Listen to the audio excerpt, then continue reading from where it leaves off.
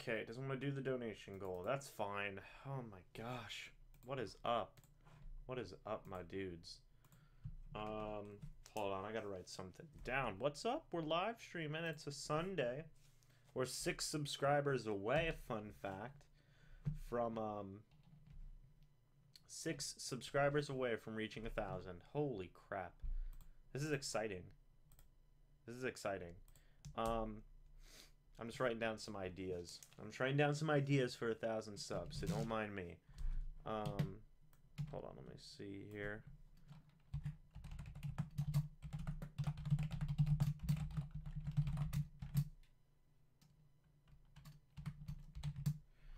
Yeah. Yeah. Okay. We're good. We're rolling. We're rolling. Let me actually see. What's up, Fade? What's up, David? How you doing? Hold on. Hold on. We're trying to reach 1,000 in this live stream. Don't mind me. Don't mind me. We're trying to reach 1,000. Crap, I totally just had an idea in my head for something. Oh, no. Oh my gosh, I totally had this. Oh, right. That was what it was. Alright.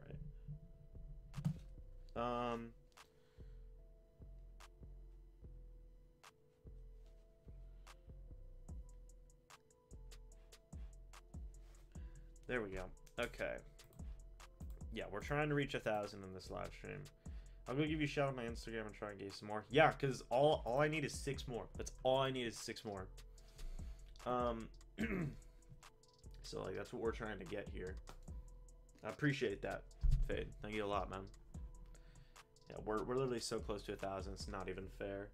I'm writing down some ideas for I'm writing down some ideas for video ideas, 1,000 subscriber ideas. I have a lot of ideas, so we're probably gonna try and incorporate some of them. So yeah, this isn't the official celebration. I'm trying to plan out like a lot of stuff. So yeah. What's up, Joey? How you doing? Vinny Curry. Yeah, man. Hey, we're still talking sports stuff though. What do you guys want to talk about? Vinny Curry? We're talking about Vinny Curry. Joey, you're probably happy we took Jason Pierre-Paul out of the East as well. And that must be pretty nice. So, I don't know. Vinny Curry, man. Vinny Curry and JPP are gone from the NFC East. That just, pass rush just got a whole lot less scary over there. Well, at least for, like, other teams. I'm sure the Eagles still have a god-tier pass rush. Oh, man. I've got like a little, oh man, I've got stuff in my ear that booms whenever, where's your season pass tickets? I don't have season pass tickets. Do you know how much money that is? I have to pay for my own season pass tickets, dude. Besides, I don't want to go to games by myself. If I were to buy Simon Michael Bennett.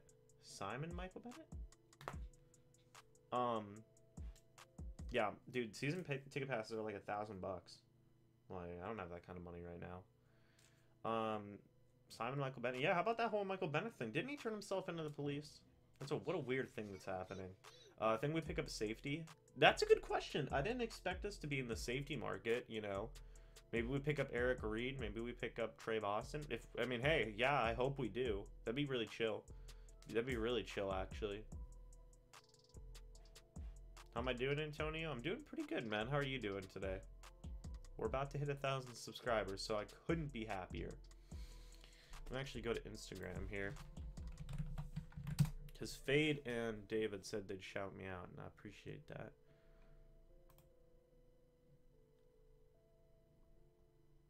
Yeah, the goal is to get to 1,000 by the end of this live stream. So I appreciate that. I've got a little thing in my ear whenever I'm doing. What's up, Bangton? That's good to hear, Antonio. Do you have season pass tickets? Because if so, like, kudos to you, man. Because that's pretty chill. That's pretty chill if you have a... Dude, I know we're so close to 1,000. It's ridiculous. Like I was saying, I wrote down a lot of ideas for 1,000 subs. Like, new series ideas. Just everything, man. I wrote down everything. I'm gonna actually text Cory and see what he's doing. Nope, not that. I need to text Cory and see if he wants to get on.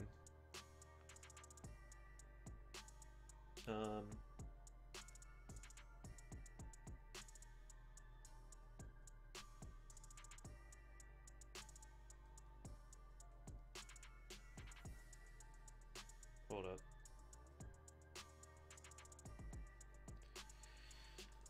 You should do a James Hill kicker career mode. You have no idea how badly I've wanted to do a James Hill kicker career mode. Like, it's actually ridiculous. But they don't have that. So, what are some of those ideas? Yesterday's stream was an emotional one. Yesterday's stream was an emotional one, man. I'll make you beats. Nice. I got an idea. Have me over. I'll make you beats. Beats. Chooky beats, man. Yeah, dude. Yesterday's stream was an emotional one. Dude, I want to do yeah, so some of these ideas, like, okay, the most ambitious one is going to one Buc place and taking a tour and, like, videotaping it. But the more people I ask, the more they say, like, hey, James, I don't know if that's legal, so probably can't do that. Get Donovan Smith on the live stream. Oh, that'd be fun, but he knows I hate him. Does he? Maybe he doesn't. Fade, you missed it. Oh, no. Somebody fill in Fade, please. Bangton, fill in Fade. I can't do this right now. Fade, let's just say you really need to watch that live stream. You can if you have season passes. No, but I mean, like touring the whole facility, I can. I didn't know that. Just do a comp of your favorite video. Kevin, I have a lot planned. I have a lot planned for Kevin. But that was part of it.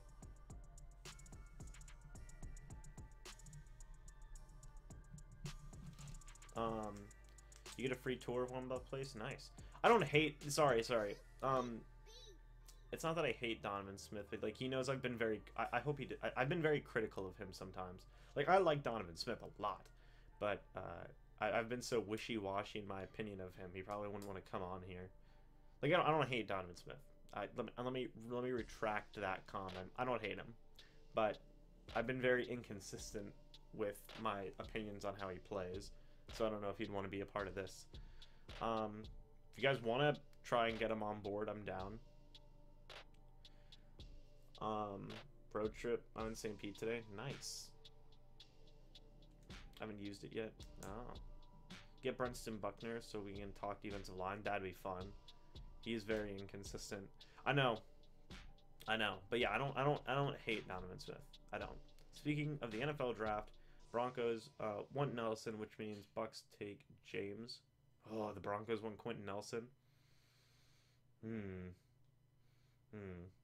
Yeah, last live stream was a tearjerker. We ended something. Let's say that. It was sad. It was very sad.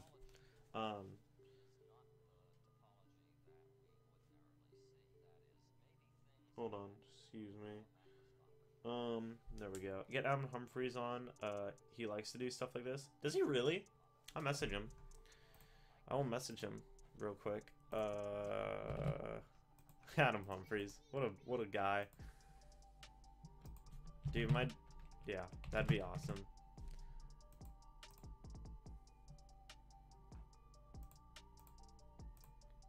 Can I even? No, I can't even. It won't even let me message him. That'd be cool. Every single day of my Quentin Nelson dreams fading away. It's true, man. Dude, just go to Zaxby's on Hillsborough to meet Vernon Hargreaves III. He goes there all the time. Just film it. You'd be like, what? What are you doing? That'd be funny. I do have a time limit for how long I can live stream because I have to go to a friend's house. But, you know. Ah, David, stop.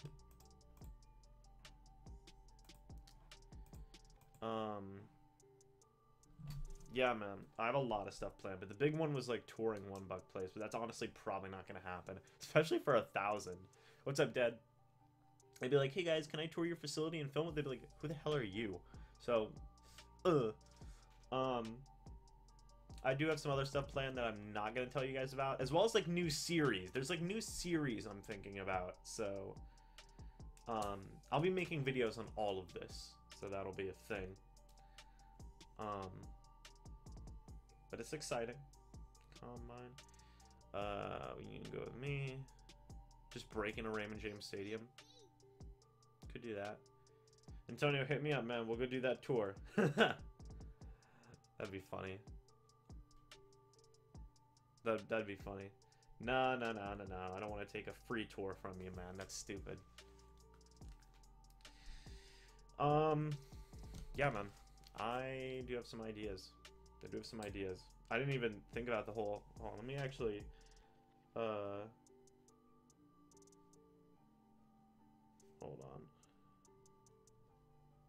Hold on. Toper. Become a rooftopper. You see those in YouTube videos. The Bucs actually, listen, I sent them a DM to sign Deshaun Jackson this year, as well as Ryan Jensen and Vinny Curry. Look what happened. So how are you planning your Sim series? How am I planning it? Good question. Good question. I don't know what I'm doing for the new Sim series yet. It might not even be a Sim series. It's just a Madden series, man. It might not even be a Sim series. We don't know. We don't know what kind of series it'll be. I'm gonna actually put check marks by the ones I know I'm gonna do, because I'll be doing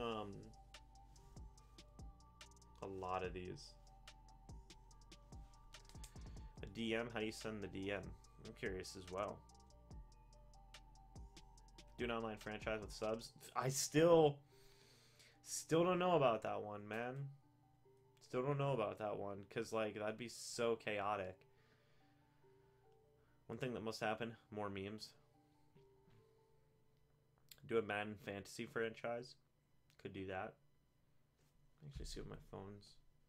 No, nothing. That's good though. Yeah, man, I could do a Madden fantasy franchise. It's definitely an option. I have like 5 things that I know I'm doing for sure, like new series or just down subscriber stuff. I know I'm doing 5 of them out of like the 10 I have written down. But what do you guys want to talk about Bucs stuff real quick while we're just... I mean, like, hey, we're still a Bucs channel. We're still an NFL talking channel. What do you guys want to talk about? You know? Are the Broncos genuinely interested in Quentin Nelson? I hope not. I'd cry. I'd actually cry. That'd literally be the worst thing ever.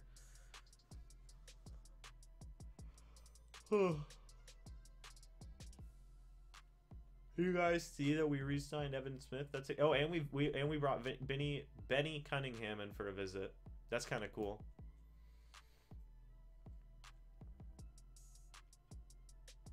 Looking more and more like Derwin James.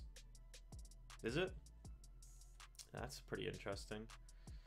I'm playing Madden as we speak with the Bucs updated roster, and the D-line already has 2 sacks on the first drive. Nice. Am I the only one who thinks Dominique Rodgers-Cromartie should come to Tampa? You're not. I wouldn't mind that move at all. I wouldn't mind that move at all, actually. Should be so cool. DRC, man, and he knows JPP. Hopefully they like each other. Should the Bucs trade back to number 12 for picks?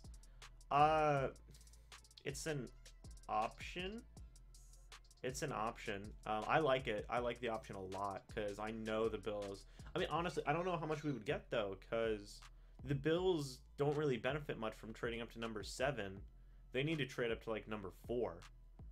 That's kind of where they need to go. Because they still have to compete. Yeah. They're probably going to trade up to number 4, not number 7, honestly. Bucs, but we were reportedly interested in the safeties left in free agency. I hope we get one of them. At least one. You know, I'm fine with that.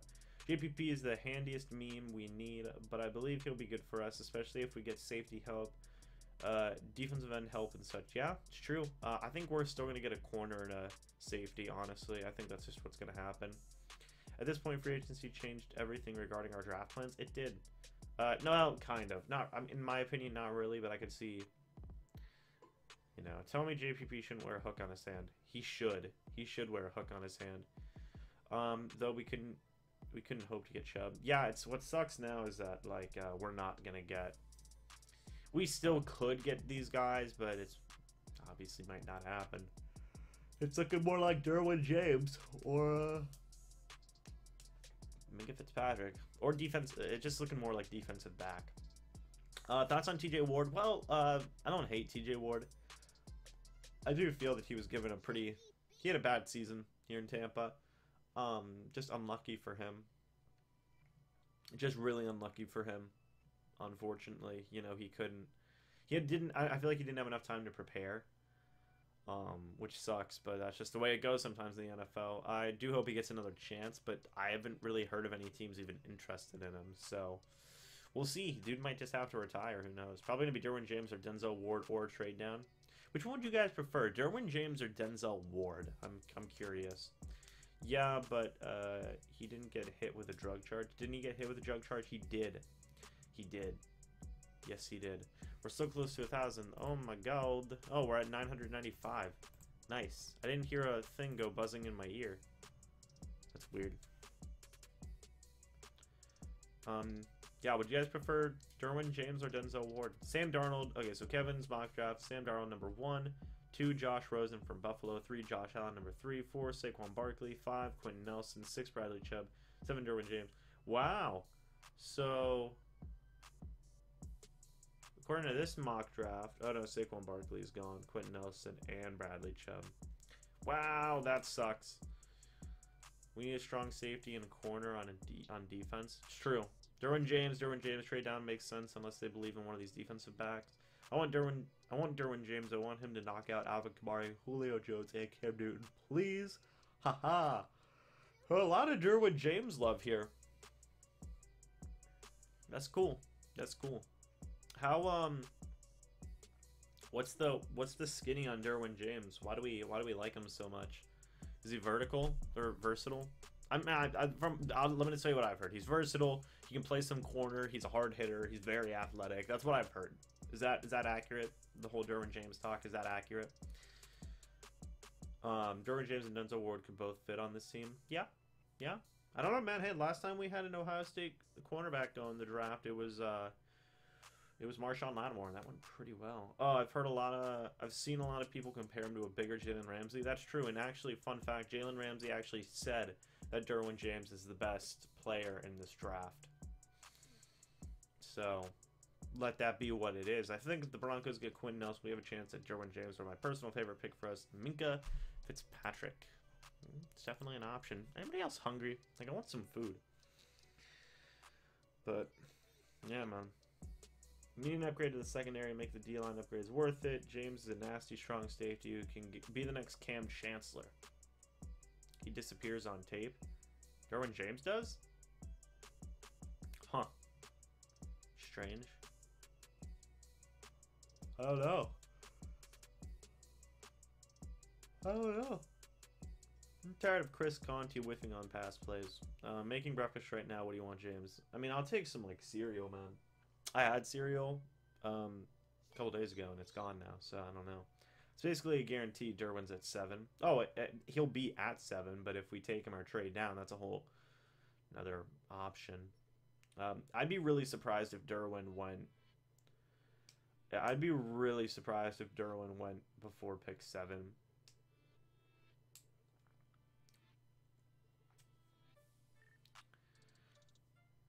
I'll support Conti since he made Freeman fumble. Lol.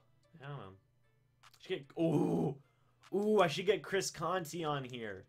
Wouldn't that be fun? Oh, that'd be a lot of fun. But too far. He struggled with injuries last season. Minka and Derwin are dissimilar. It's frustrating because Vok Lombardi hasn't done Derwin James yet. Oh. I'm gonna, you know what? Where's Chris Conti? I'm gonna get my dude on here. Look at that. The freaking legend.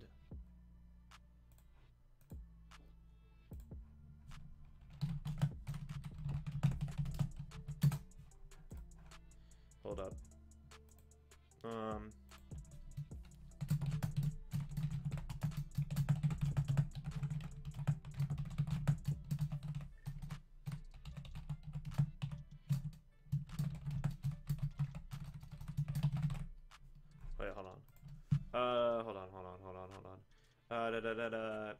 Do it. Denver traded for a right tackle, so they want Nelson to make sure their line's nasty. By the way, you will look like Chris Conti in the next 5 years. I agree with that. Chris Conti can be my brother. James, how do you like your eggs? Scrambled, bro. Scrambled. Minka is nowhere near similar as Derwin James. Trade back, get a 3rd round pick. I'm telling you guys, if a team wants to trade up, they're gonna have to give a lot more than just a 3rd. Take Jari Alexander. Take James first. Jari Alexander, Nick Chubb in the 3rd. Minka Fitzpatrick is the next Mark Barron. Minka is overrated. Ooh. Skeeving reports. Okay, guys, how should I message this? How should I word this message to Chris Conti? Any suggestions? Because it'll be lit. I've also got... Is Cory coming or no? I don't know if Cory's coming or not. I messaged Cory Draper. Somebody help me message this. Somebody help me form this message to Chris Conti. Because I need to get the boy on here. Because that'd literally be the funniest thing ever. Seriously, could you imagine a Chris Conti interview? That'd be great. 8. Crippled 01. Oh, I think you're trying to say A. What's up, bro? How you doing? Yeah, man. Might just start interviewing Bucs players. Say you're a huge fan and it would be incredible to see him in the stream. I know it may have already been asked since I'm late, but does the addition of JPP change our need for edge rusher in the draft? See, man, like, okay. The thing with JPP is phenomenal pickup. I love this move a lot. But you can never have too many pass rushers. I feel if Bradley Chubb's there, we do not even consider skipping over Bradley Chubb. But it does take away a little bit of the need, but I still feel like there's still a need there because you can never. It's always going to be a need.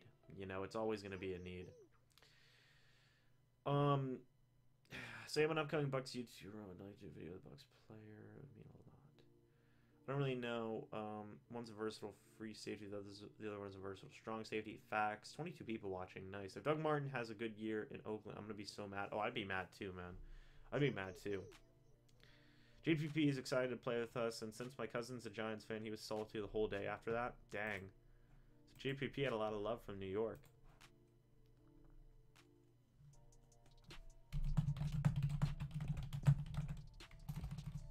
We just hit 1,000 subscribers, and my viewers...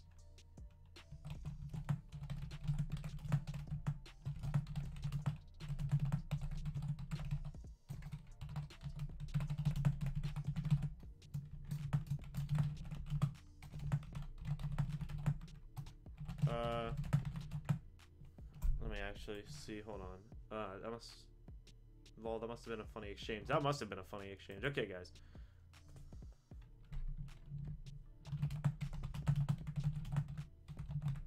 All right, guys. Hold on. Hey, Chris. I run a YouTube channel called MrBucsNation, and we just hit 1,000 subscribers. And my viewers, my viewers weren't wondering this. My viewers were wondering if we could do an interview/video together. It'd mean the world to me, as I am a huge fan.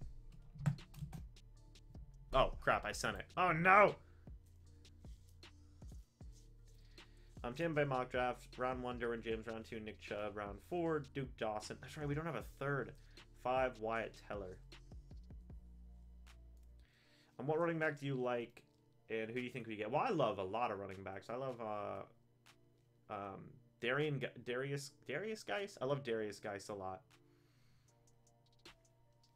I love Darius Geis a lot. I love Saquon Barkley, obviously. I like Nick Chubb a lot. And Sonny Michel. Those are my top 4. But which one, who do you think we can get, though? I think we can honestly get Sonny Michel or Nick Chubb. It just depends. We can honestly get any of them. It just depends on what we want to do. We might not get Saquon. Realistically, though, probably Nick Chubb is who we'll probably get. If I had Chris's voice, I'm gonna die. Dude, that would be really funny.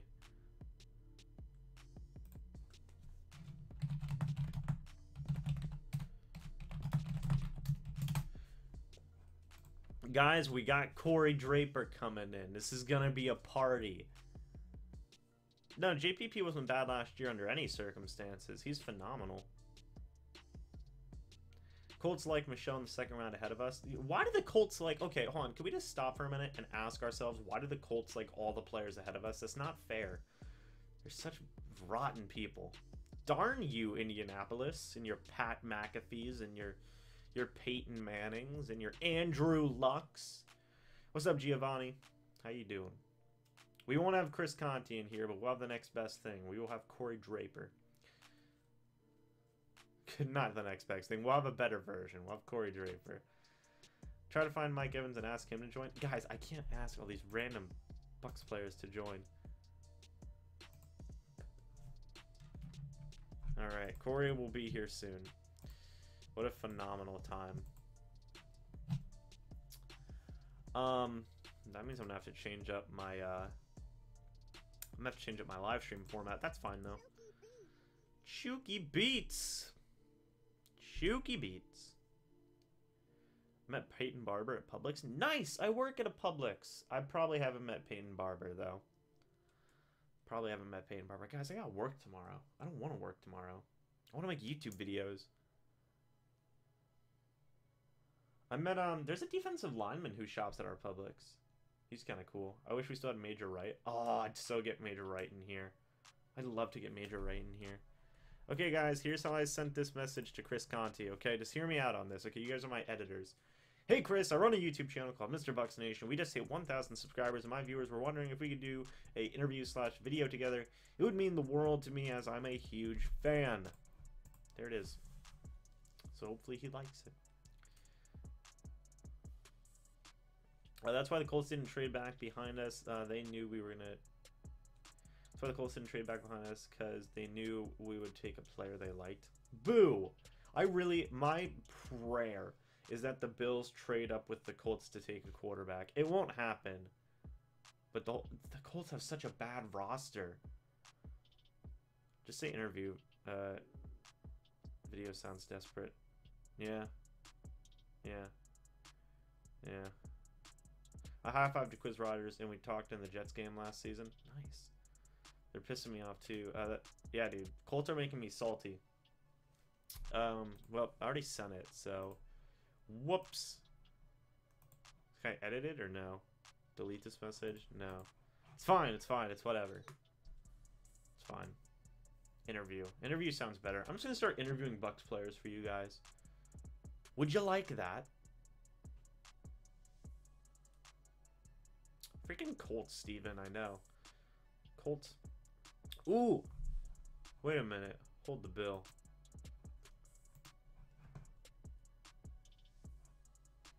The Elite Podcast. That's pretty dope. Oh, right on, man. The Elite Podcast. It's good to see you. Do you think the Bucs should pick a running back in round 2? Would like them to get Geis. You know, I would like a running back in round 2. Sounds like we should, sounds needy, but the message was fine.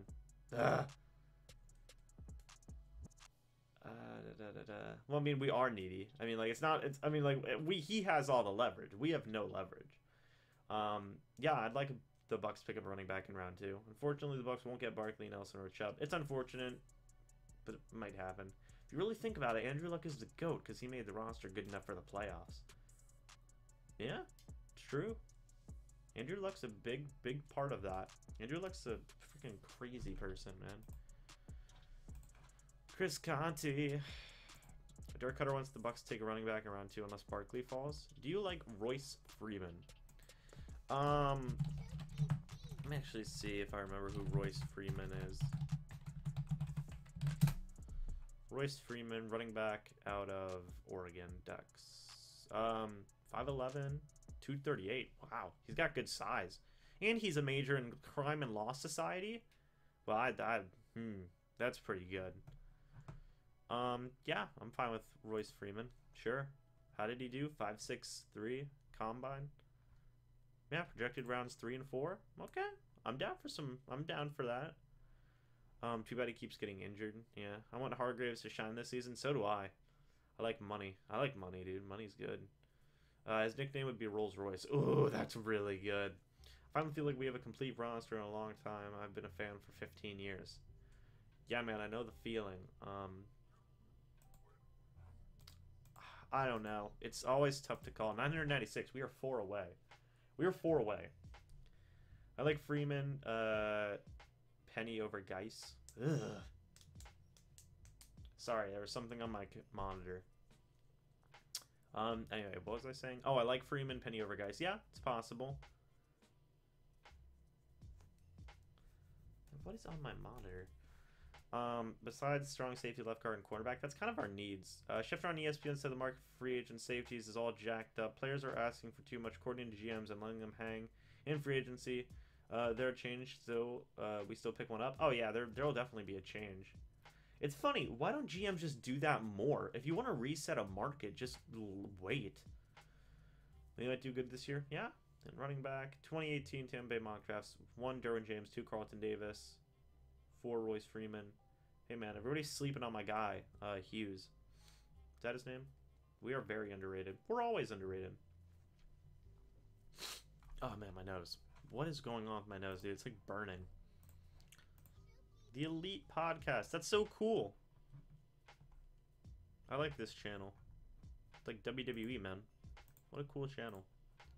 No, we're back down. We had a subscriber and then we lost it. Darn it. Ugh. You should be a ballpark at the Tampa Bay Rays because my friend told me they make good money. I mean, I make okay money doing what I do now. Okay, I was just talking about the Jason Pierre-Paul conference.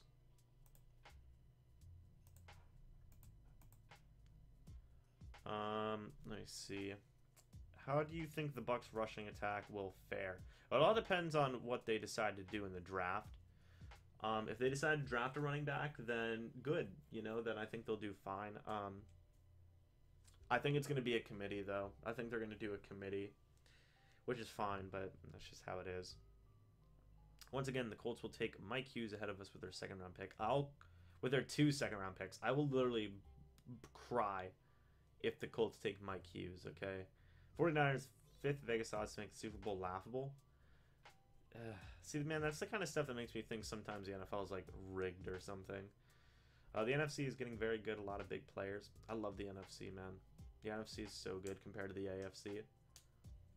F the Colts, seriously. Yeah, man. Seriously. The Colts are awful. Actually, see. Hold on. Cory... Dude, like, seriously, the NFC is so good. Man, dude, the Colts are going to throw a wrench in all of our plans. It's so annoying. What am I saying? They don't even need to trade down again, dude. They have enough picks.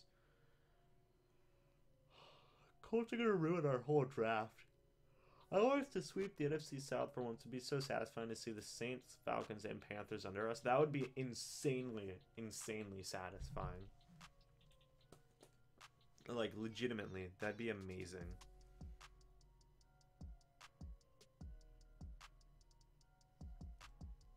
Who's your second favorite team? Mine are the Seahawks. If I had to pick a second favorite team, it'd probably be the Baltimore Ravens. If I had to pick a second team. Mainly because my family's from Maryland and West Virginia. That's where they were born and raised. I was born and raised in Florida. But, like, it's not bad. I think we could go 10-6 so we have a good draft. Shut up all the haters. We're a playoff team. I know, man. I'm so tired of just getting crapped on by the rest of the league. It's pretty bad. But yeah, man, Ravens. I don't follow the Ravens. The only team I follow religiously is the Bucs. So, but if the Bucs were no longer a team, I'd probably pick the Baltimore Ravens. This is my next team. Last year was a fluke. I hope it was. I really hope it was. I really hope it was, man. I just, like, we all want the same thing. Like, we all want the same thing. What's up, Typix? Like, we all want the same thing. We just want to win, you know? And it's just, I mean, the players want it, the coaches want it, the front staff wants it, the owners want it, we want it. It just doesn't happen sometimes, you know? Just doesn't happen sometimes. Second favorite's Cowboys. Yeah. Will they get rid of Des Bryant? I don't know. That's a very good question. You know what game I've been playing a lot lately? And we're back up to 996, thank God. You know one game I've been playing lately is PUBG. Players Unknown Battlegrounds, man. That's a fun game. Jameis started to shine in the final few games. That's true. He came back from injury and was just really gunning for it, man. I was happy to see that, but I was also scared he was going to hurt himself. 2018 NFL predictions. AFC, 1 New England, 2 Pittsburgh, 3 Jacksonville, 4 Chargers, 5 Houston, 6 Baltimore. NFC, so the Bucs get to 6th seed. Could see it. Could definitely see it. I'm cool with the Bucs not getting exposure from the media. Seems players into hype more than us fans forget to put in work. Yeah, just keep a low profile. That's what I suggest. Keep a low profile. It's about time we win more. I want to see the 2016 Bucs on repeat, staying in the race. We Bucs have never been consistent. It sucks. Here's hoping we'll at least make a playoff appearance in the new season. Do you think the NFC South is the hardest division in the NFL? I think it's up there. It's really bad. I would say yes. I would say yes because you had literally 3 teams go to the playoffs. You had 3 teams go to the playoffs. 2 of them getting to the divisional round. Like, it's just bad. It's just bad. Best division in the NFL? Yeah, I would say so, man. I'd say so. People need to see Penny hotting on Jameis. He puts the team on his back. Jameis led the league in passing yards in the last 4 weeks. Yeah, man. Get the media away from get the media the fuck away from this team. I gotta be careful what I say now because I'll be able to get monetized soon. We're 4 subscribers away from the 1,000. Hard Knocks humiliated this Bucs team. Yeah, I didn't hear many glowing reviews from Bucs fans about Hard Knocks. In hindsight, it was kind of like Jesus, you know, it wasn't very good. Like, the only thing that people liked a lot was Riley Below. You know? But yeah, it is what it is. We're so close. Come on. Better Hard Knocks team this year, Cleveland or San Francisco? Oh, San Francisco hands. Oh, but Cleveland. I don't know. They don't have a new head coach, so neither one of them can... No, they can. I think it's going to be one of them.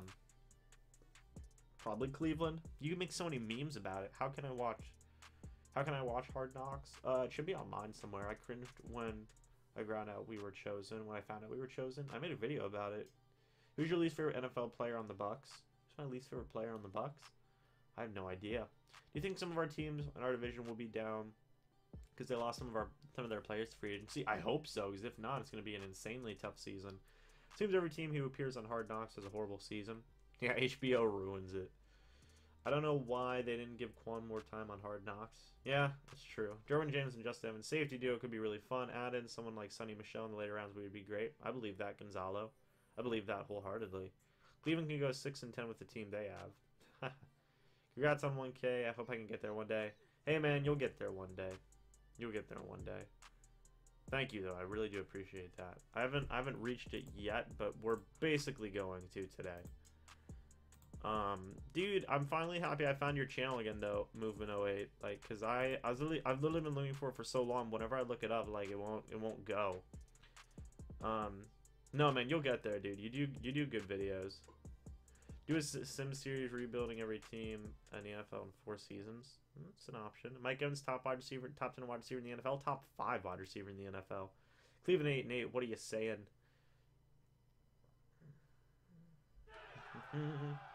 Something has happened in my ear. Oh, Sauce God. Is his name really Sauce God? 997. We're so close.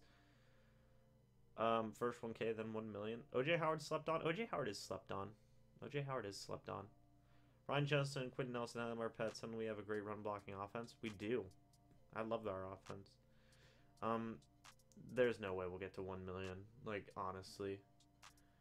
Like, we literally just had to punch our way through 1,000. So, we'll see what happens. But, Mike Evans is probably the best player on the team behind Gerald McCoy. I honestly, guys, Yes, I do live in the Tampa area. I value Mike Evans a lot. Do I think Jameis Winston's overrated? No, not at all. I value Mike Evans a lot. If we can't get Quentin Nelson, we should get Derwin because both those are very safe. Yeah. Yeah. Sim series. Kevin, I'm gonna go ahead and copy and paste that tweet. Just throwing that one out there.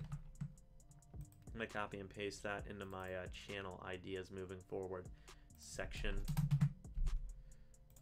Just saying. Yeah, there's no way we're getting. Who's the most underrated player on the Bucs? Who's the most underrated player on the Bucs? Oh, that's such a good question. Adam Humphries, maybe, or Cameron Brate. Adam Humphries is really good. Or no, maybe DeMar Dodson. Maybe DeMar Dodson. Next 10 years, we might win a Super Bowl. If we win the Super Bowl in the next 10 years, I'll literally burst into flames and cry everywhere. Mike Evans is an amazing rack receiver, but Jameis and Mike are going to be best duo. Yeah, Levante is kind of underrated. Yeah, Chris Conte is underrated. Do you think the Bucs should put Deshaun Jackson at kick return? Oh yeah, absolutely. Ali Marpet's underrated. Peyton Barber, Levante David, super underrated. If we're talking national media, it's Levante. Yeah, you know what? That's true. If it's national media, it's Levante. But if we're talking like Bucs fans, then probably Peyton. High school? I don't go to high school. I am in college. I'm in college.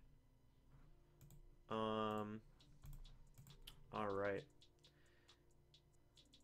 Levante don't get enough pub. Yeah, I'll say Levante. OJ will get more yards probably. Chris Godwin's underrated. Justin Evans slept on, great potential. Currently down 21-7 Dallas and a half. On the Bucs playing the Super Bowl in our own stadium, that'd be insane. D-Jack's gonna have growing chemistry this year, 800 yards, 6 touchdowns, I hope. Probably. What's up, man? James, 23 people on the stream, new record. Oh no, it's David, you missed it. It's not even. No, that's not the record at all. Do I think Brent Grimes will retire after the season? Yeah, probably. I wish we were the #1 pick so we get Saquon Barkley. We need a running back. I would not take. I would take Quentin Nelson at #1, man. David, you missed it, man. We've had 40 people, we've had 40 people in these live streams. It's actually been pretty chill. All right, I'm gonna kill the music because I'm bringing in a wonderful, wonderful person. Hold the bill. Let me bump this up, kind of like right there. All right.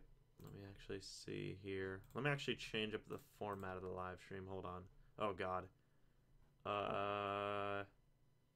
Is this it? No? Yes? Okay, there's that. There's that. There's that. Okay, we're good. Okay. Okay, good. Good. Okay, I didn't die. Actually see how this goes. Cory! Hey. What's up, man? How you doing? Doing good. Oh, what a wonderful stuff works. There we go. What's up, man? Not much.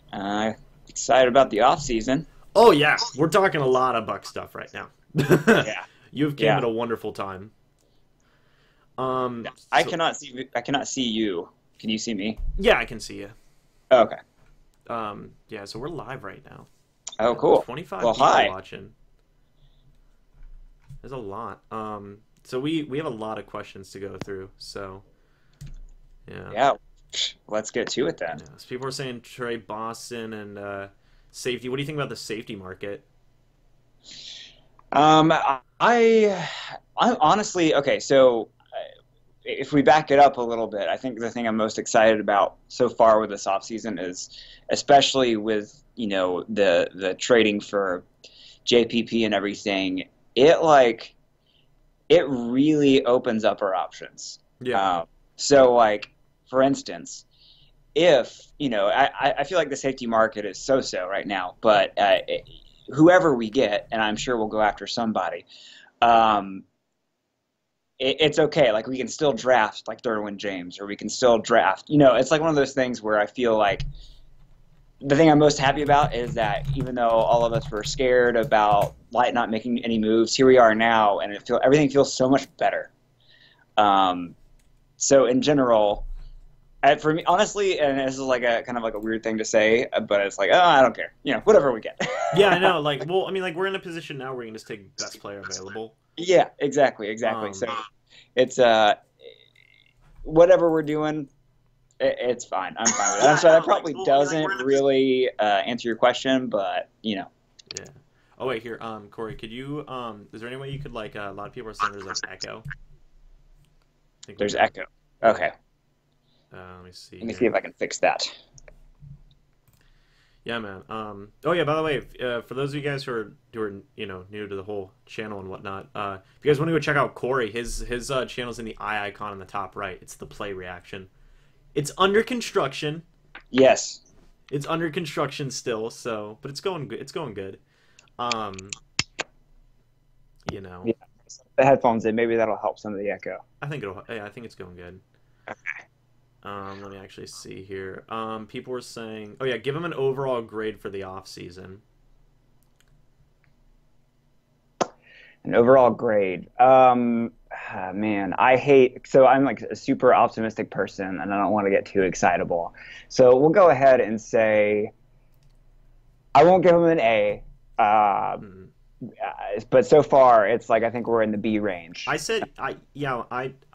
gave him like a B to a B plus, and then like because it was like I was like, oh, okay, we got Vinny Curry, and I was like, that's good. And I think I've been talking to you about it for like weeks. So like, oh yeah, Vinny Curry, we'll take what we can get, and then we traded for JPP, and it was like, oh. Yeah, it's like okay, that's fine, like. Yeah, I was already saying, okay, that's a good way to put it. I think I would have put it at maybe a C plus or B minus after Vinny Curry, but now that we've added JPP, that puts it up to B plus.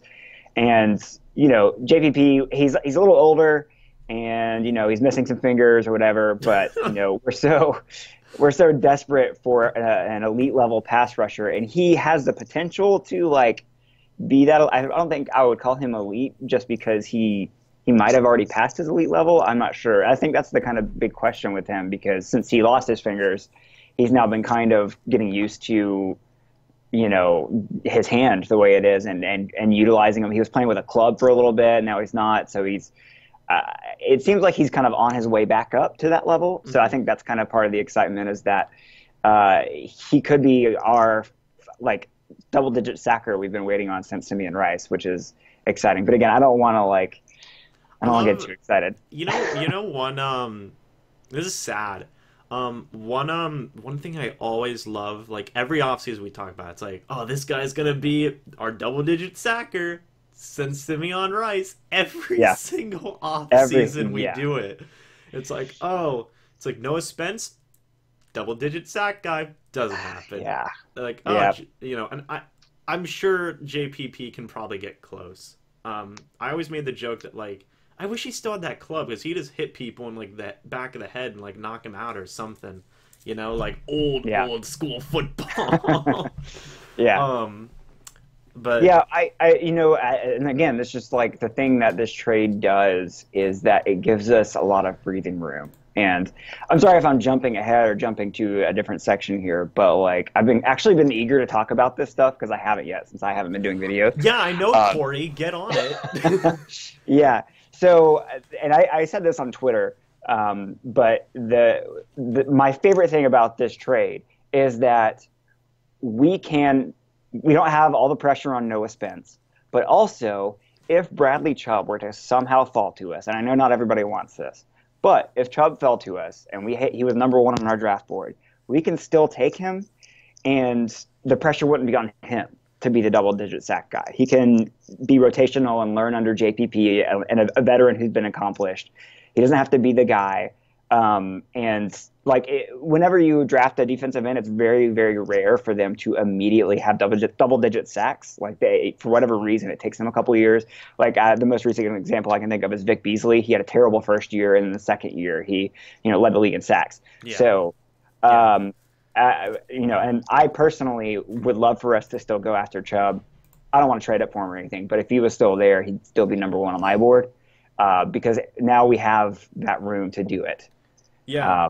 So Yeah, man. See, man. Yeah, people have been saying that too. Like, oh, we should take. Yeah, honestly, if Derwin J or sorry, if Bradley Chubb or Quinn Nelson are on our board when we're still pick 7, like, yeah, take them. You know, like that's yeah. just that's just a thing. Gonzalo said, "Does this guy work for the Bucs?" Corey, do you work for the Bucs? I look like it, don't I? Yeah, you look like a Bucs representative. Nope. Um, Yep. Don't work for the. That would be probably a dream job, but no. if you wanna talk in the chat, Corey, actually, and like just like kind of do like a Okay. channel promotion.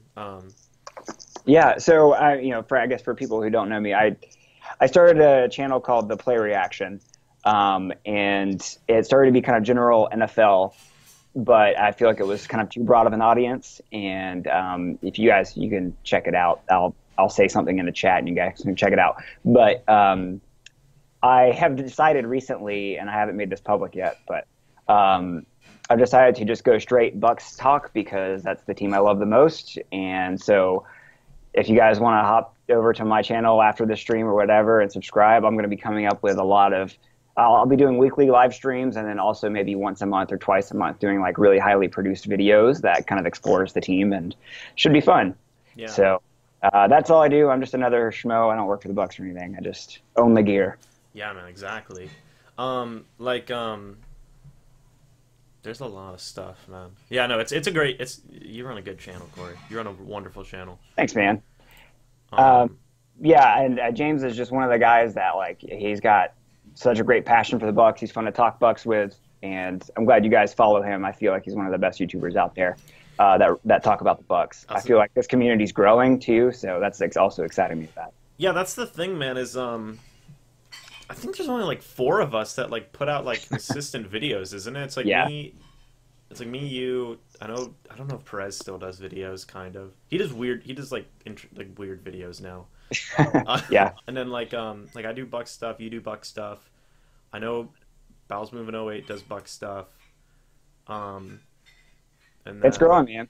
It's like how just like 2 or 3 years ago there was just like 1 or 2 Bucs podcasts, but now there's like 50 of them. Yeah. I feel like we might be on the cusp of a YouTube channel boom. Yeah. So we'll see how it goes, which is great. I mean, the more the merrier. Yeah, man. I'm actually just seeing here. I did subscribe to you, Swag Gamer. Yeah, no, hold on, Corey. It's actually interesting here. I really want to start a Bucs channel, but man, I don't know how to start. What would be your advice for them? Oh man, it all depends on what you want to do. I mean, think about what you have. If you have a camera and you have a computer, you can just start doing live streams and talk Bucs. People will come. I think that's something that YouTube really values, just putting up content. So it's like, if you want to do it, just do it. And then what's great about YouTube is that like you can make a ton of mistakes at the beginning and it doesn't hurt you because it takes a while to kind of gain traction and kind of snowball and then find your niche. So my whole existence so far has been experimenting. Yeah. And now I have found kind of my niche and I'm going to go towards that. So you can actually spend a lot of time just figuring things out and you don't have to be great right at the beginning. So you just start your channel, start recording. And then also I recommend there's a ton of YouTube channels out there like Nick Nimmin and what's his name? Tim Schmoyer. Great YouTubers who like have channels just about creating a YouTube channel, they're super helpful. So. Yeah, like I've seen those guys that you talked about before. Roy says, who do you think who's going to be our running back this year? That is a great question. Running back for me, I honestly, even if Saquon is available at running back, I don't want to take him. And that's nothing against him. I think he's going to be great, but I am just one of those people that's just against spending a top 10 pick on a running back. I do think now with the moves we've made in the offseason, I would be more okay with it because for me it was like, why would you take a running back when you have these other more pressing needs? Then we kind of fixed a handful of those needs. Yeah, exactly. Now that we've kind of addressed those needs, it's like, okay, we could draft Saquon and I'd be totally cool with it.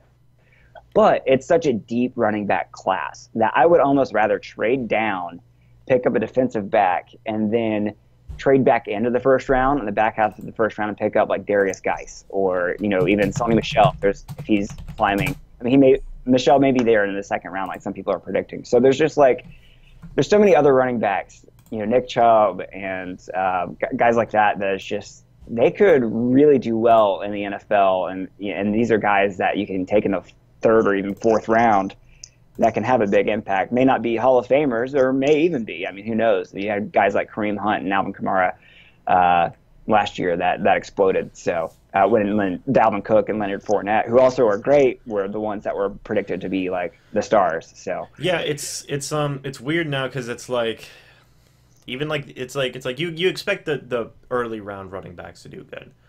yeah, And then you have the late round running backs now who are doing like just as good. And it's so weird because like I feel like every year it's like, oh, these running back classes, man, they're deep.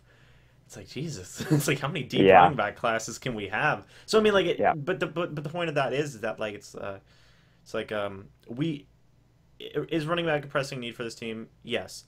yeah.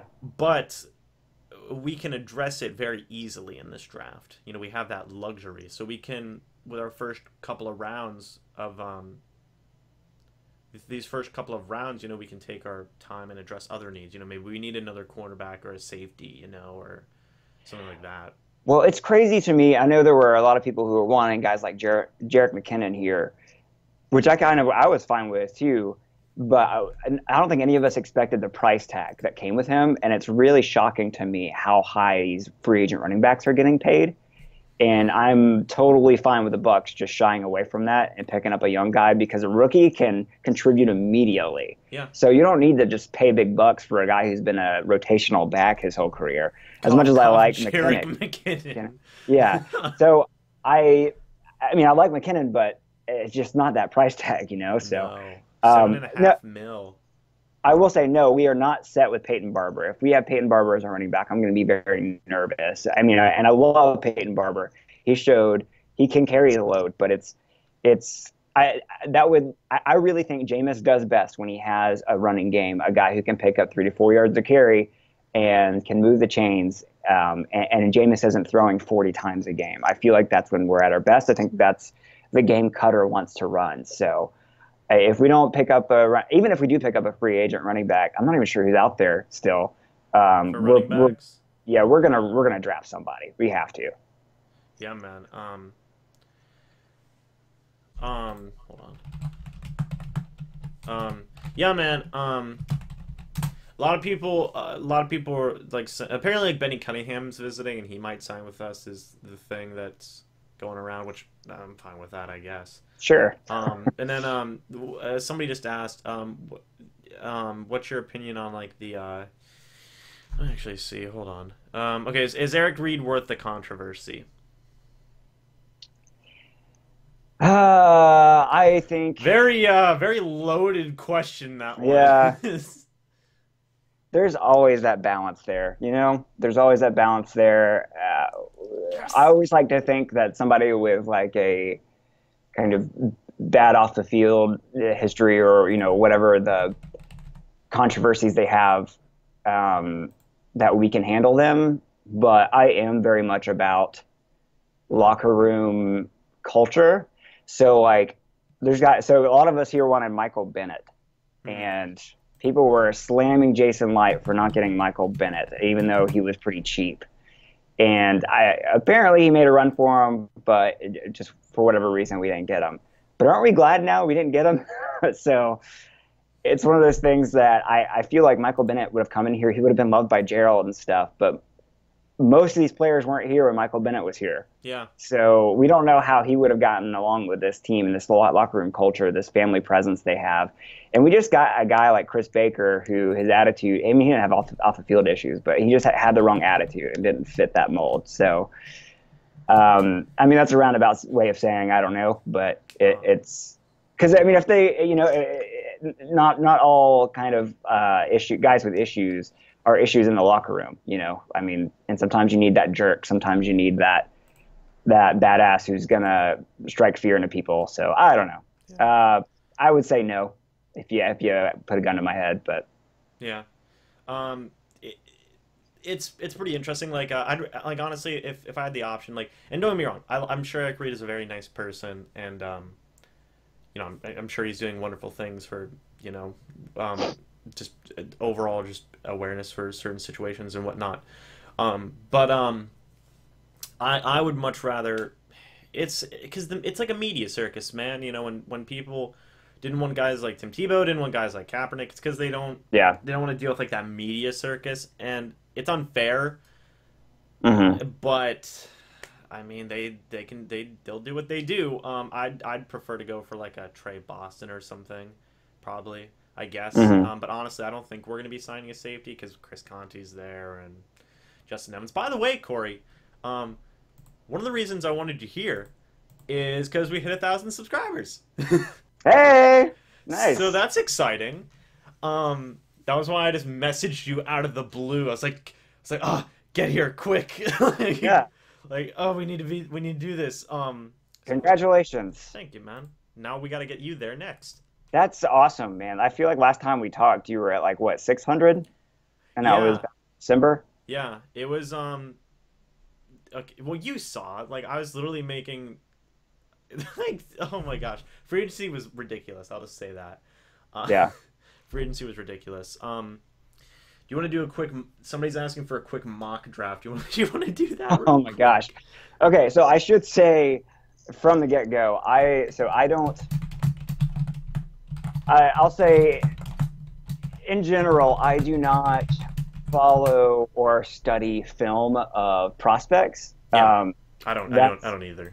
So, like, for me, my opinion of players really is going off of people I trust. So, like, Trevor Sikkema, Peter Rapport, and some other guy. I mean, I like Mike Mayock stuff, and I like a lot of the, like, Chris Fisher from the old Bucs Brief podcast. I just respect their opinions a whole lot. And, you know, Derek Fournier from What the Buck, like those guys who actually study film and know our needs. I trust what they say. And then there's a lot of players I actually don't know about. So, and I actually treat the same way with college. I'm a Florida Gators fan, but I don't pay attention to recruiting at all. And the reason is because it's like, I get excited about like the top guys, but anything after that, or even really with the top guys, you never know how they're going to pan out. So for me, it's like, why would I spend all this energy into some guy that's just not going to pan out? But anyway. Yeah. So, do a little mock draft if we want to, but I don't even know other teams. I think he means just for the Bucs. Okay. So like round one, let's just assume that the Bucs are all staying at all their picks because Jesus, I don't want to do trade downs. Round one, pick 7. Who do you have the Bucs taking? So here's my draft board. I would have Chubb first. I don't think he's going to make it. I would have Nelson second. It's unlikely he'll make it. And then if neither of them are available, I want to trade down. But again, gun to my head, if we had to choose at 7, based on who I think is going to be available, I think I might go Derwin James. I've done a little bit more research on him. And I like what I've seen, and I like what I've heard about him. Guys, like, I know a lot of people like Fitzpatrick, but it's like hot and cold. You have a large camp that loves him and a large camp that hates him. I feel like there's a larger camp that loves Derwin James as far as defensive backs. So that's who I would say. Okay. And then round 2, keep in mind, we don't have a 3rd-round pick anymore. So round 2, we've addressed the secondary need a little bit. But now we're in round 2. Who would you take here? Kind of visualizing in your head, like, who might be there, you know? Because that's the hardest part is, like, yeah. You know. I would love Sony Michel. I live in Atlanta, and so I watch a lot of Georgia games, even though I hate the Bulldogs. It's hard to deny just how talented Michel is, and I think he's more talented than Nick Chubb. So I think I would go Sony Michel here, address a running back need, and he has like immediate starting quality. Yeah, I agree with that. Like we do obviously need a running back, and oh man, so many people have been like it's. I mean, like there's obviously good things to be said about most of these running backs, but like I feel like a lot of people have liked Sonny Michel, like just basically throughout the whole process, you know. Yeah.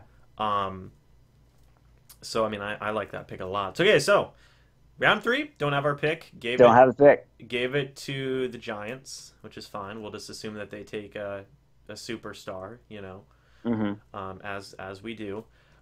So round 4, we've addressed the needs of running back. We've addressed the needs at defensive back a little bit. Who you thinking about round 4?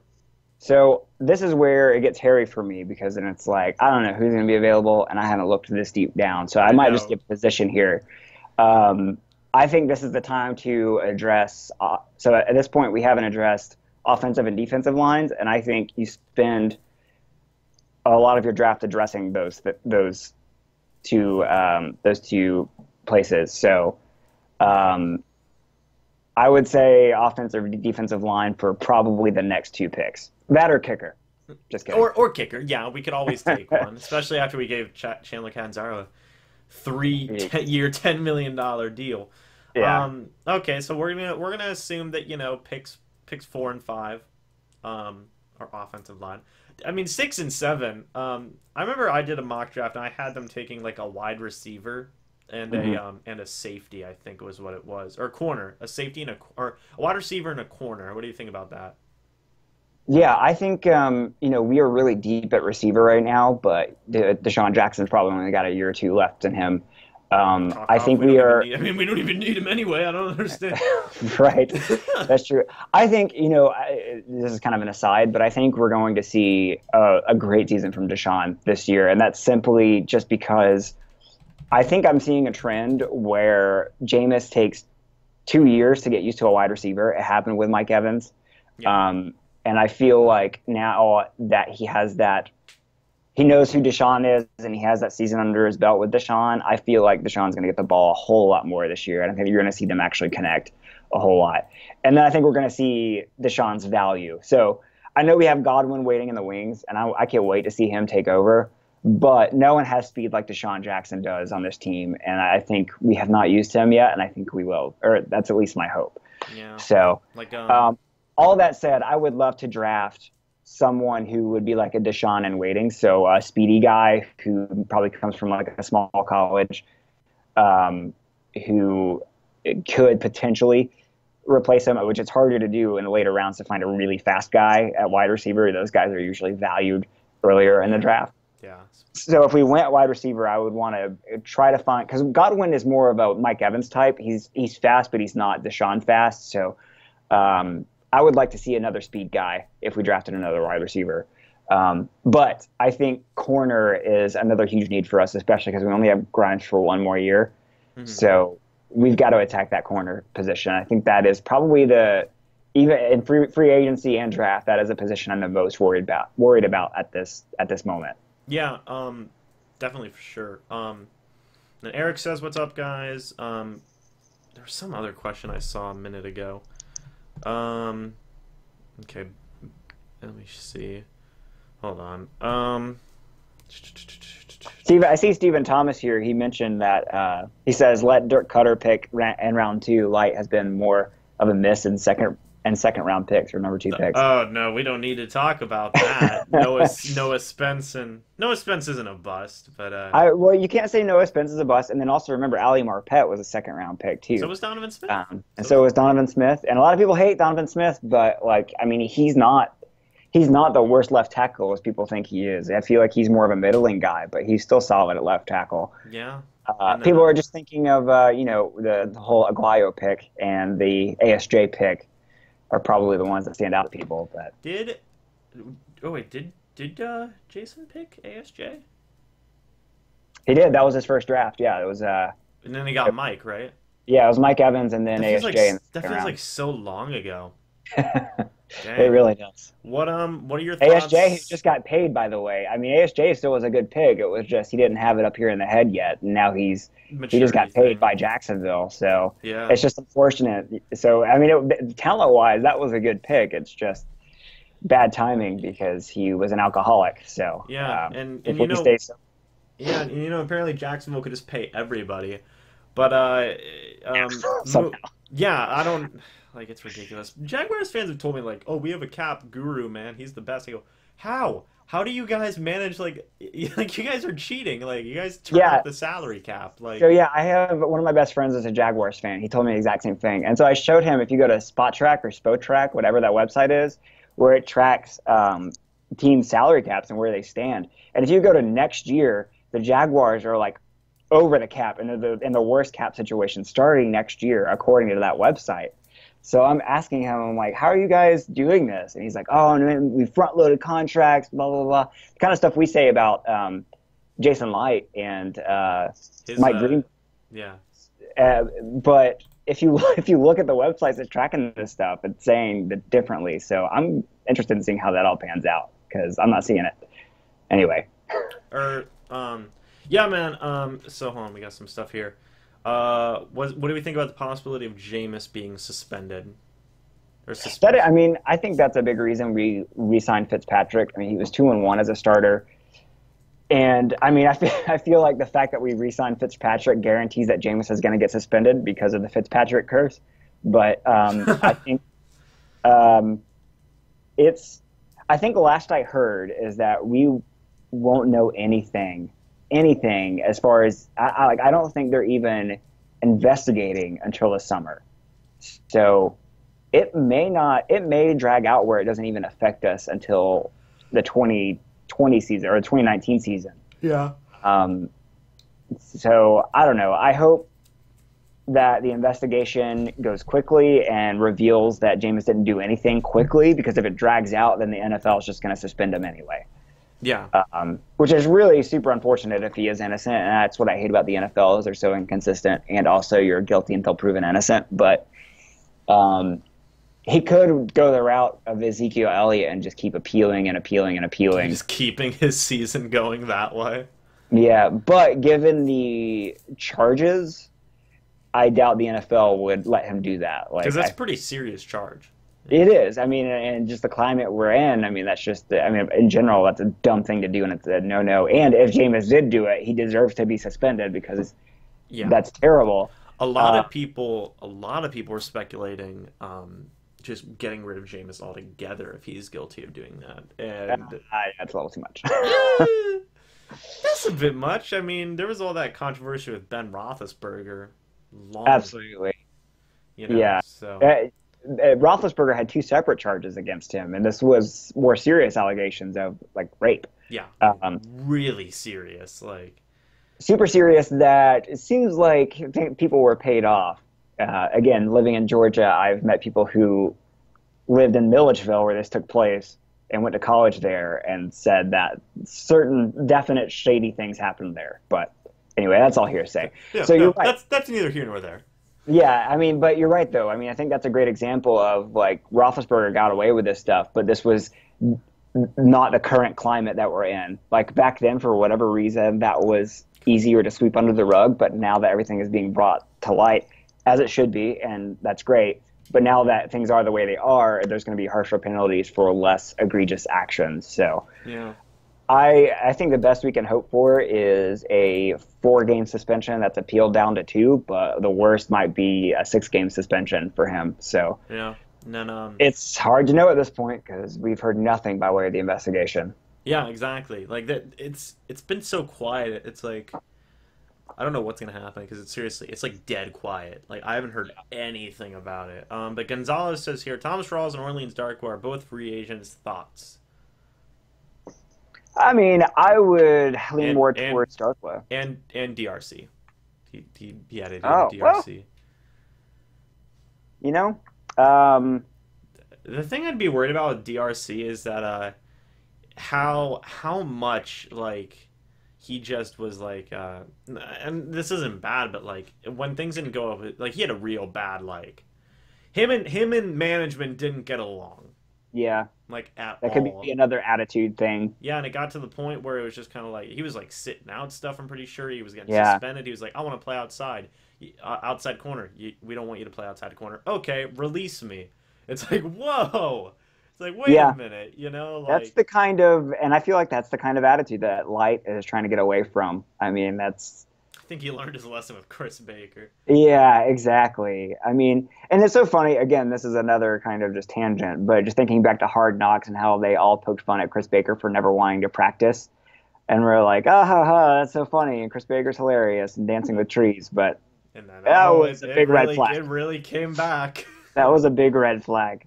Yeah. But yeah, back to the original, like Thomas Rawls and Orleans Darkwa. I think both of them are worth a look. Honestly, I mean, when Peyton Barber's your lead running back right now, I don't think you can be picky. So I like both of those guys. Both of them have shown that they have, talent there. They just haven't really taken that step where, like, Rawls had that one good year, and I feel like we just haven't seen enough of Darkwa. Although he couldn't, I felt like Darkwa that job was there for the taking for him, and he didn't take it. So Yeah. but again, we can't be picky. I would take both of them. Yeah. I mean, well, I feel like in both scenarios too, it's like in Seattle and then in New York as well. It's like they both like could have easily gotten the starting job. Yeah. Know?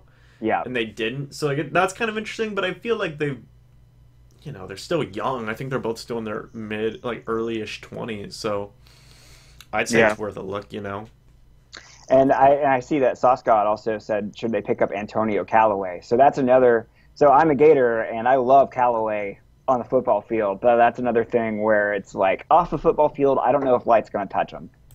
Yeah, exactly. He is a speedy guy, though. That could be a Deshaun Jackson type. So didn't he get in trouble for stealing or something like that with like credit cards? Yeah, it's like a big to do where him and a bunch of teammates, got on some. I think it was credit cards or something like that. But yeah, it was, no, yeah, it's like I think Light's really trying to get rid of stuff like that. Yeah, it wasn't like I just made a mistake. Like it was like a straight up calculated. Like they were straight up stealing, and it's just one of those things where I don't know if he's learned his lesson, and that's why he's probably going to get drafted in like 6th or 7th round, even though he's so fast and talented. Yeah, Kevin asks, should Vernon Hargreaves III start on the outside? I think he should, and the reason is because if you guys remember, when he was put back to nickel corner, he was suddenly doing great. And I think that was what he needed to build up his confidence a little bit. I feel like he was just kind of shattered by just giving up so many plays on the outside. And when they moved him, I felt like that was a good gut check for him. And then that was short-lived because of injury. He had to go back out on the outside, and he was doing well. He was playing up, pressing against guys more, and he stopped giving them so much room. So, but then he got hurt. So I feel like he got his confidence back, and I think he should deserve at least another chance to start on the outside. And that all depends on how things play out with the draft and if we pick up anybody else. But what I'm hoping is that, and Mike Smith might do this, as much as we give Mike Smith crap, I give Mike Smith crap, like a lot. Yeah. But as much as I hate, hate's a strong word, as much as I dislike Mike Smith and his defense, sometimes, I would hope I hope he still learns from stuff and he realizes like, well, okay, maybe I should do this instead, So I'm hoping a lot of fans are saying we need to play more press. Yeah. Because that's where Hargraves does good. That's where Ryan Smith does good. That's where, Brent Grimes can do it. Yeah. Well, and the thing is, last year, I think we were more hurt by the lack of pass rush across the board. And it's like when you play press coverage, you're doing that you're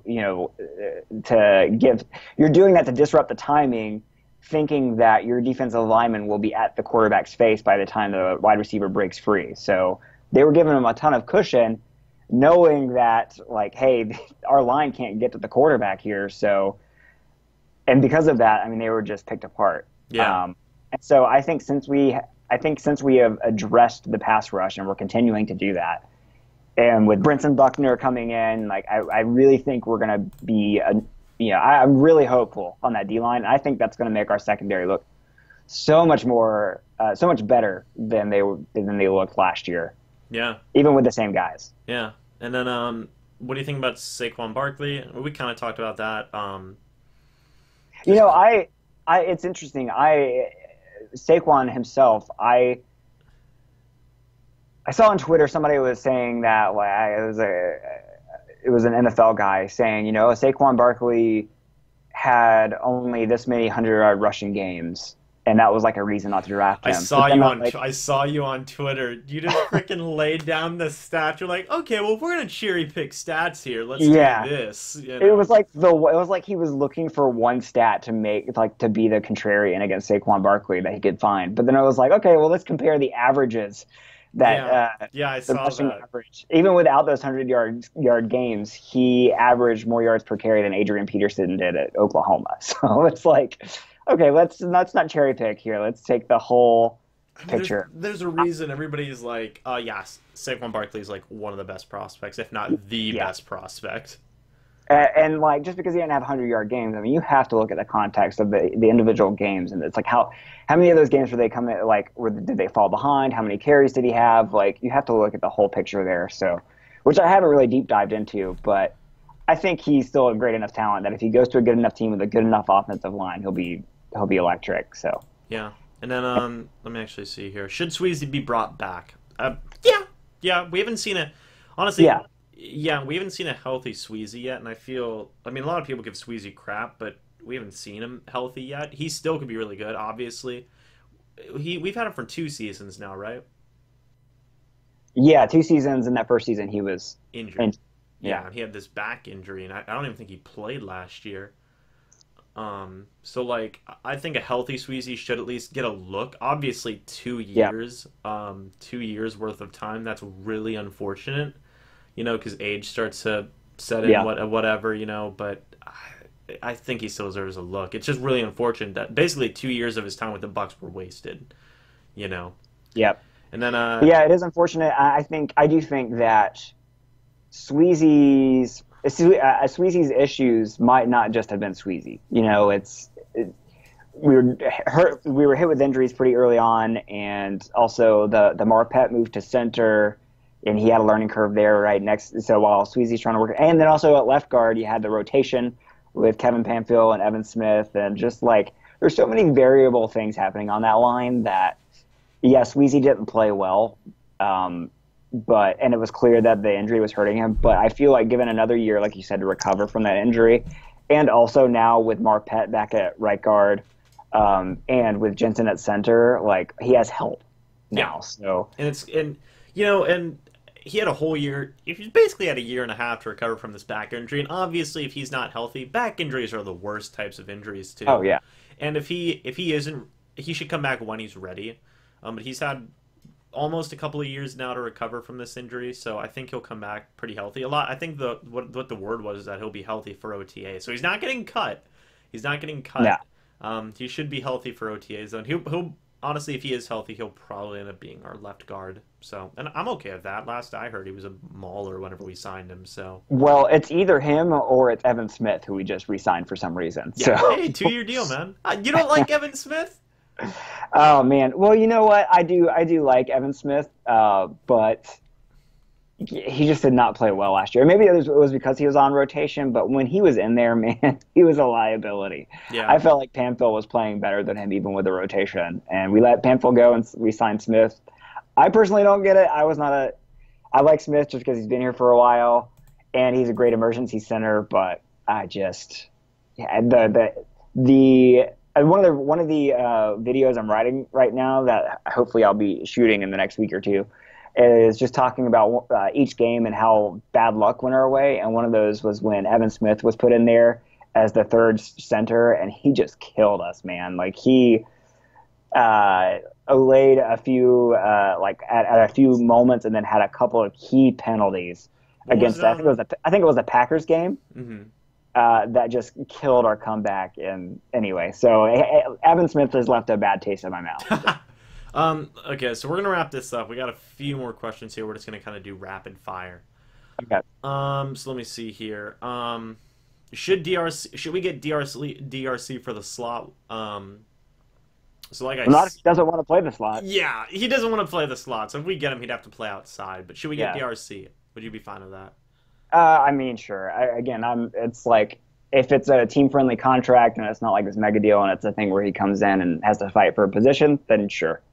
And you're gonna like this one. Should Keith Tandy start over Chris Conti? I love Tandy. I love him too. I love Keith Tandy. And I actually like Conti too. Conti's a whipping boy, but it's one of those things where I think people will cherry pick the big plays, and he just has this stigma where that he can't cover anybody. So when it does happen, somebody does go by him, it's like, it's Conti again. But I think Conti's been a decent safety back there. I think, and somebody who knows X's and O's better than me could probably speak into this, but Tandy's isn't it like Tandy's more of a strong safety and Conti's more of a free safety? Yeah, I think that's how I it feel like is. I've heard that. So it's like there's a reason they've often played together. Yeah. Not to say they can't go either or, but I feel like I've heard that somewhere. So And then anyway, our thoughts on Benny Cunningham. We do like whoever we can get at running back. Just bring him in. Like I mean, sign Herschel Walker if we need to. Just yeah, like really. whoever wants to come in. Whoever we need, and then give a way too. Oh, I don't know about this one. Give a way too early season record prediction. Woo, man.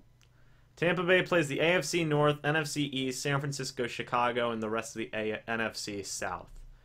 So the great thing about, well, not the great thing, but one of the positives about having a bad record last year is that we play other teams that had bad records last year. Yeah.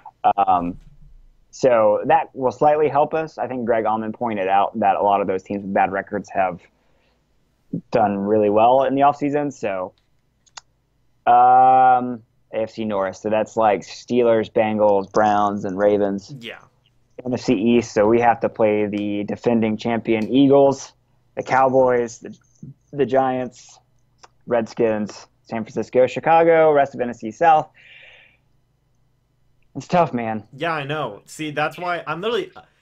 San Francisco's on the upswing, and Chicago's going all out in the offseason. Oh, I know. It's like, I hope for a 9-7 season. I feel like I say that every year, but I hope for a 9-7 season.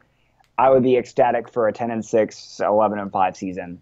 You just never know. Yeah, you never know. That's what we were saying last year. It's, 5-11. Okay, we never know. I thought we were like a 12-4 team last year, and so what do I know? It's like, yeah, that's why I'm sure we'll address that later, like more into the summer. But Joshua says, how should we fix the secondary? Bring more guys in for competition. I definitely don't think that we should stand pat where so far we have. Yeah. I think, and like I said earlier, I think building from the inside out is going to be super helpful for us. So even if we have guys like Conti and Tandy back there, and then like a rookie, we have Justin Evans too, which is awesome. I love Justin Evans. But even with our current core of players, the work that we did on the defensive line, if they pan out, which you can't just assume, as we have come to know in free agency, if they pan out and apply the pressure we think they're going to, our secondary is going to be fine.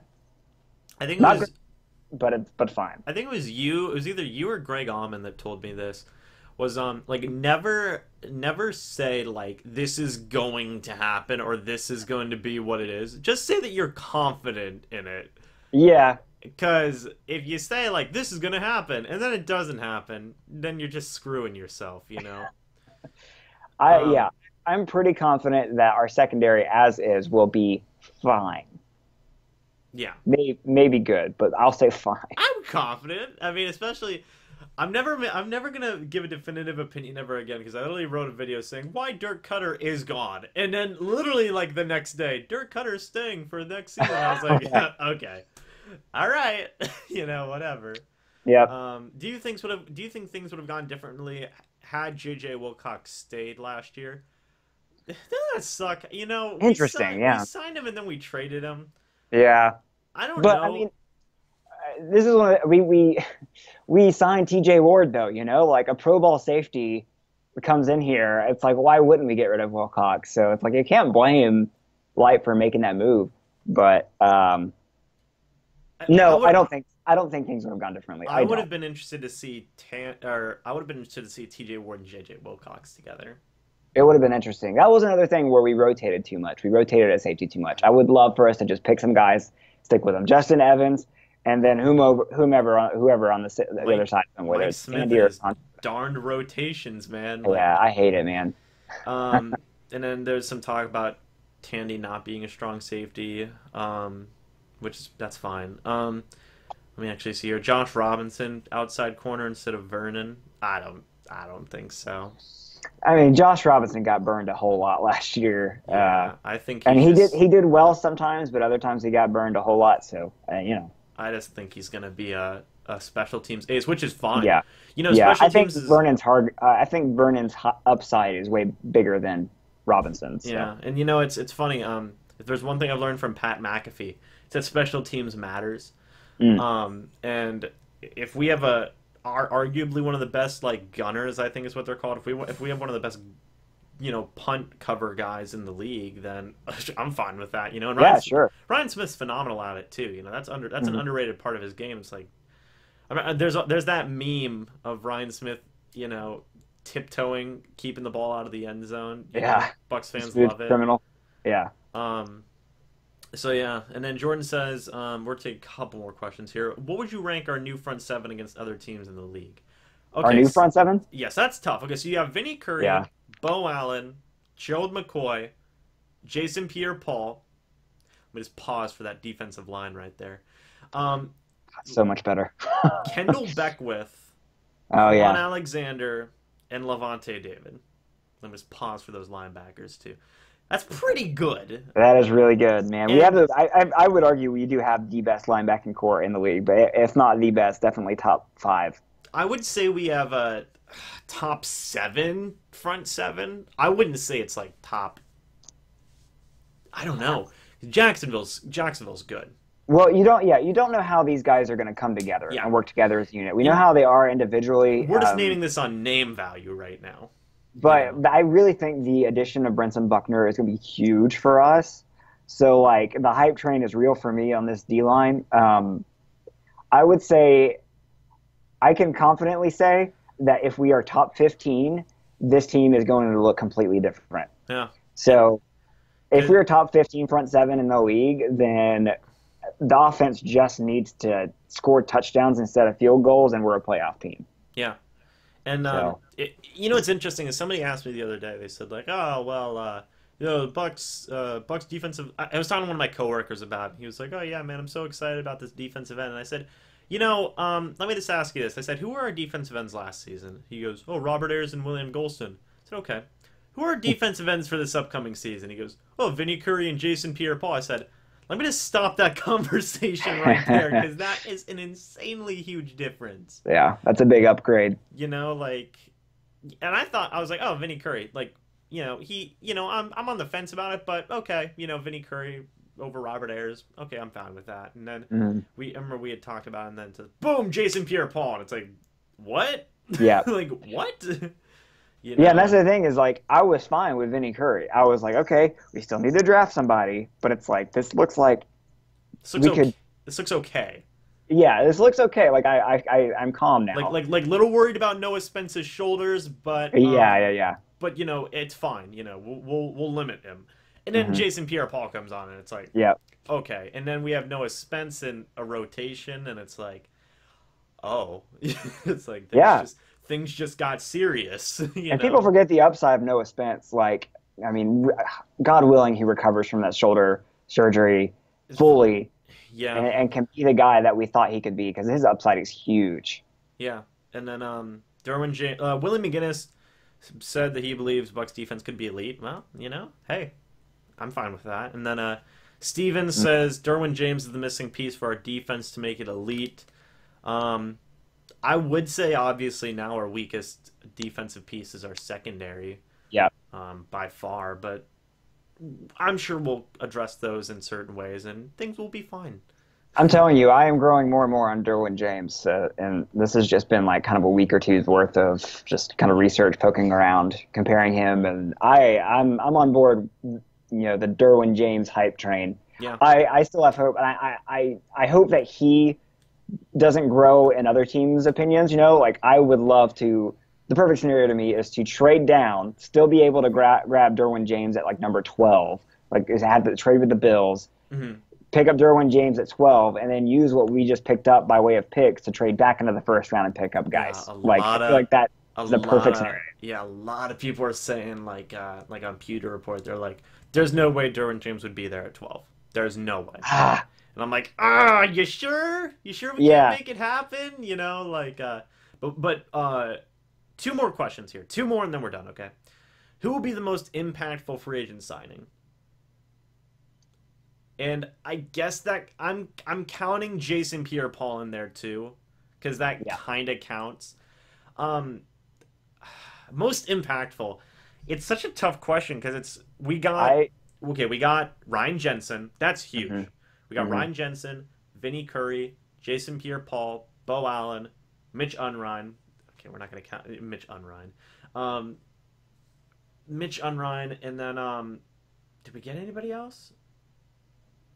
Bo Allen, Mitch Unrein, the JPP if you count him. Yeah, Vinny Curry, Ryan Jensen. Is that it? I think that's it. Chandler Catanzaro.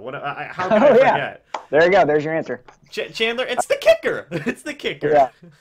Yeah. No, I almost want to say Brinson Buckner, but obviously he's not a player. So I would go actually Ryan Jensen. I think as soon as we signed Ryan Jensen, that's the biggest fist pump I did when I heard the news, because I know he's only had like one like really good year, but the fact that Marpet gets to move back to guard, that's huge. I feel like signing Ryan Jensen upgraded 2 positions, instead of just 1. So I have to go Jensen because I think that's going to make a world of difference for a running game, no matter who's back there. Even if we go out with Peyton Barber, our running game should be better than last year.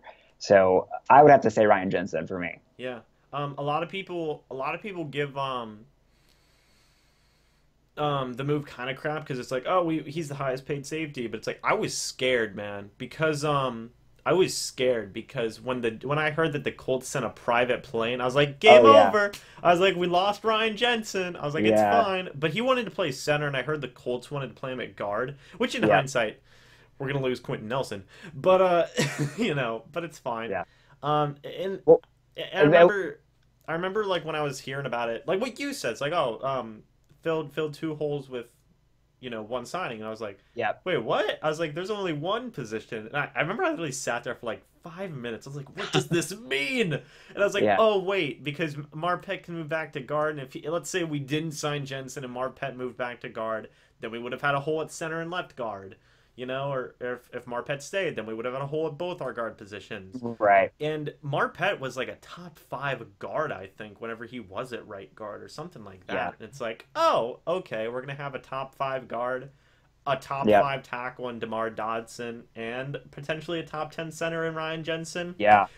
Okay. And then, imagine we somehow stumble into Quentin Nelson. I'll cry. And you put him at left guard. Corey, I'll literally cry if we get Quentin Nelson, okay? You don't understand. my boys on the Bucs Reddit sub, man, I love going to the Reddit, the Bucs subreddit, but they call it the Great Wall of Tampa.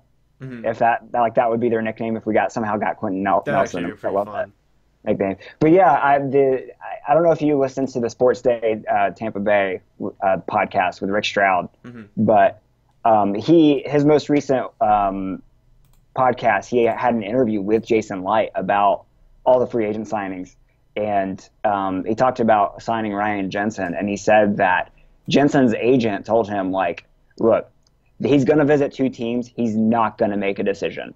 He's not going to make a decision until he visits both teams. Like, it was set in stone for Ryan Jensen. So, like, we were all nervous when he went to the Colts because we're like, oh no, they let him out the door. That usually means they're going to sign somewhere else. Yeah. But Ryan Jensen was just like, no, I want to take in everything and I want to make an informed decision, which to me is smart and actually makes me like Ryan Jensen more. So yeah, and it's that the whole private plane thing, that was just the Colts like, hey, we know you're going to come visit us. Let's just sweeten this a little bit for you. You know. But last question here, and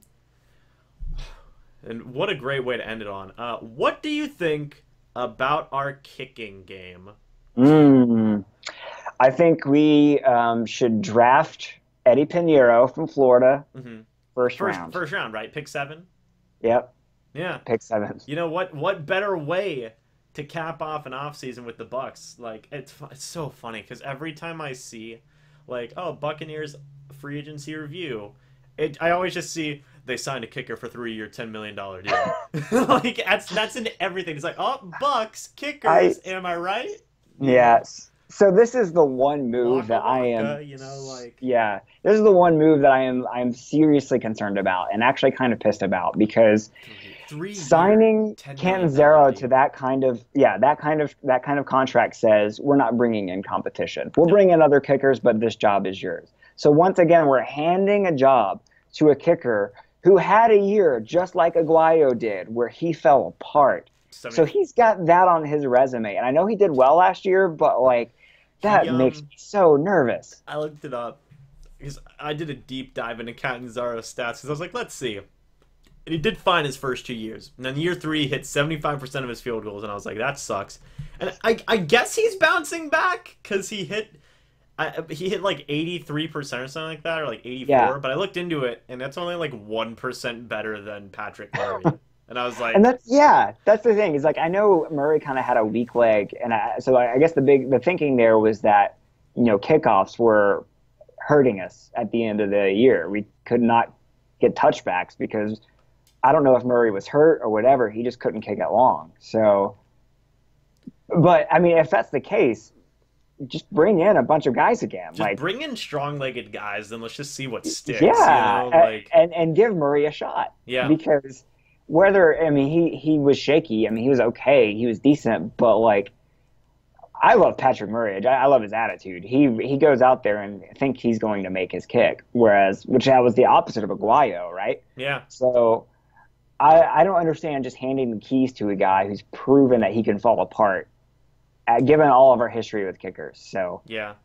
I hope we still bring in guys, and I hope that and that's one thing about Light. He's not afraid to cut people he's given a big contract to. So I would love to see us bring in a guy like Eddie Pinheiro, spend the draft pick, 7th-round draft pick on him or whatever, and if he takes the job, he takes the job, or undrafted free agents. But let's not just sit on Canzero because we gave him the big money. That's what I'm worried about. Yeah, and then Kevin, real quick to answer your thing about the whole live draft commentary thing, I'm actually going to be at a draft party for the stick carriers, so we'll see how that one goes with Justin Pawlowski.